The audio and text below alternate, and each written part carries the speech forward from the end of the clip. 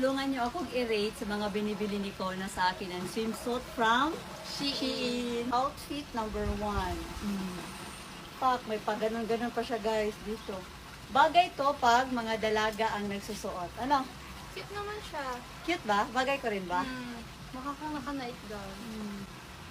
Yan, parang may cleavage ka. Ito guys, maganda to. Kahit nanay na, pwede pa rin to. Lalo na kung malaki yung bougainvilleas nyo. Hindi! Ganyan ang style! Kinikita pang manang na. Inana na siya. So cute! Ang ganda nito guys. And very affordable din to. Ito naman, 2-piece din siya. Ganyan. And meron siyang pang-top. Ito yung nagustuhan ko dito.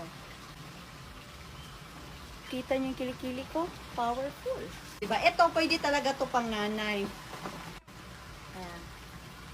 Super ganda. Diba? Para lang sa'yo, igiling-giling mo. Oh, ganda.